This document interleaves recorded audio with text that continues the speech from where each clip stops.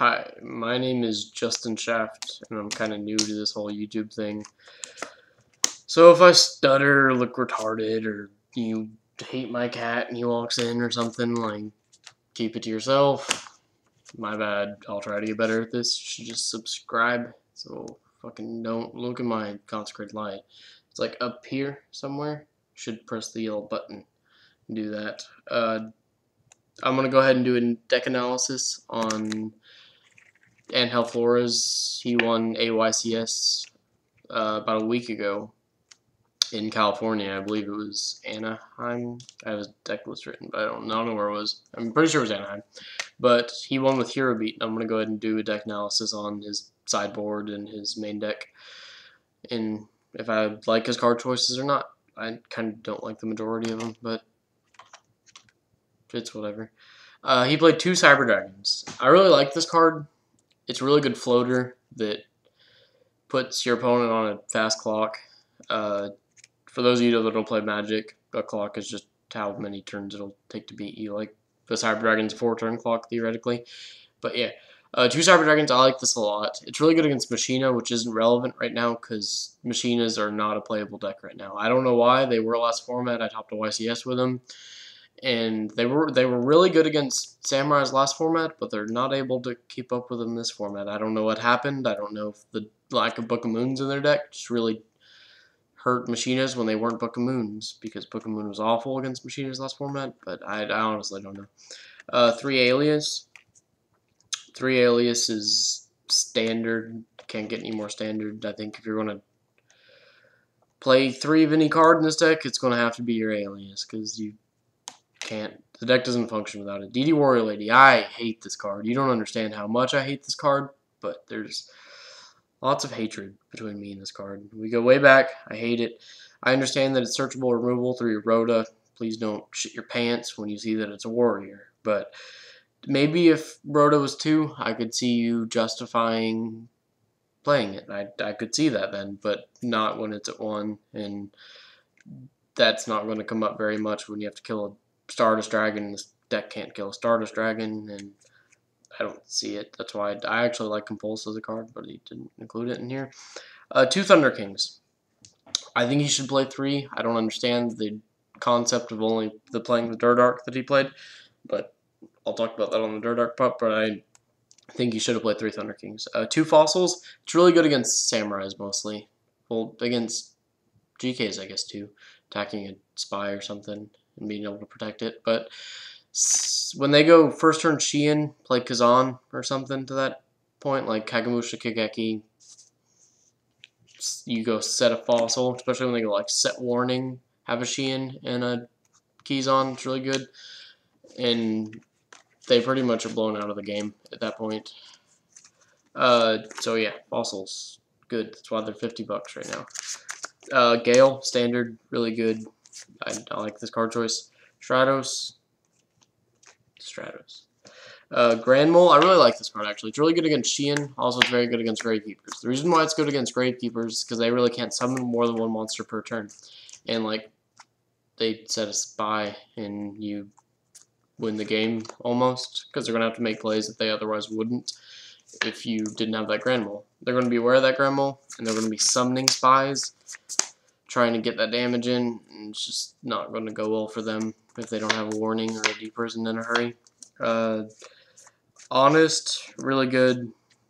It's obvious why I played Honest.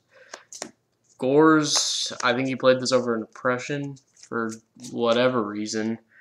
I think he probably went down to it. It was like, Gores isn't good with Oppression. Okay, I'm going to play Gores over Oppression. I hope that wasn't your thought process. I'm not trying to say that, but I know a lot of people have that thought process, and I don't understand it. Because in decks like this, if you have an Oppression on board, you're winning the game.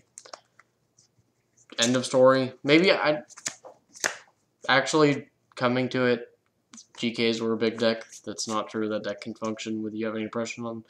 Good job, and hell, I'm sorry for yelling at you for side decking an Oppression.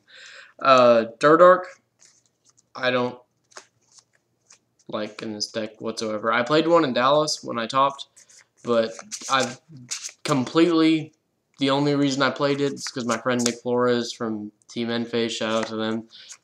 He told me to play the Dirt Arc over a Card Trooper. I hated the Card Trooper. I just kind of went with it.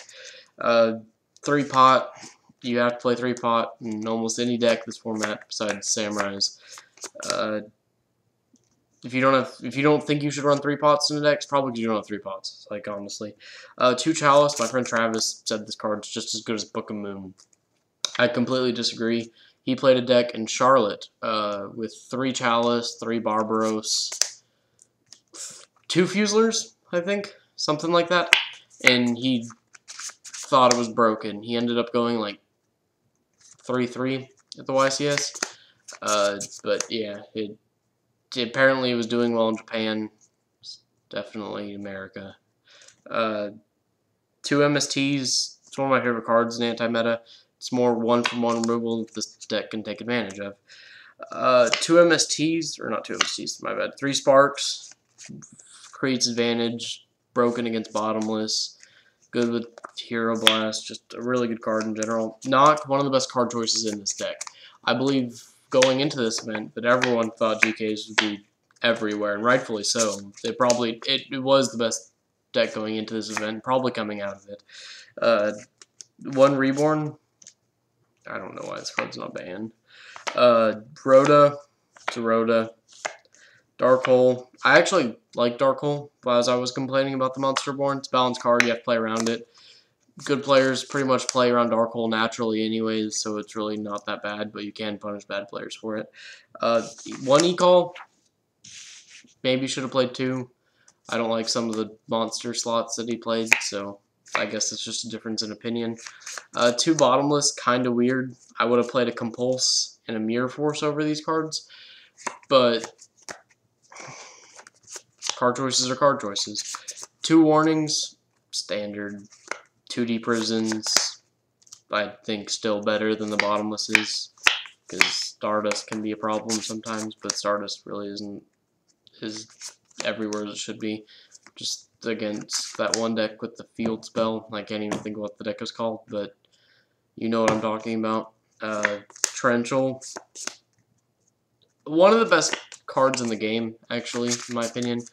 I don't understand why you didn't play Mirror Force over it. I like Mirror Force quite a bit. I guess the Sheehan plays from the Samurai players, but I like Mirror Force way too much not to play it. I understand why. I've not played Mirror Force in some decks, obviously, but I like it in this one. It's really good in the Mirror match, or it's okay in the Mirror match, I guess. I guess they have Gemini Spark and stuff, but yeah. I guess it was an okay decision not to play the Mirror Force. Solemn Judgment, completely standard. 7 tools. I really like this stuff like Solemn Warning, Solemn Judgment. I've heard you've heard that entire thing about why 7 tools is good. 1 Hero Blast. It's somewhat standard to play 1 Hero Blast. I think maybe should have played 2, but it gets really dead in opening hand sometimes, and I can see why you would cut it to 1. Talk about the sideboard now. He sided 2 Miracle Fusions. I think he sided it in whenever he sided in the Penguin Soldiers, mostly, and Penguin Soldier is a good card. I would prefer Snowman Eater just because for the lone fact of the mirror match, I think it's better. But it was a big deal that a deck had won with Penguin Soldiers, and I believe his feature match with Billy Break, he ended up winning in the finals or something because there was a bunch of buzz about it. But card choices. 1 Oppression, I would have liked it in the main. Or I think, no, I actually went over that. I wouldn't like it in the main. Good card choices. 2 Kinetics, I don't know why I wouldn't side 3.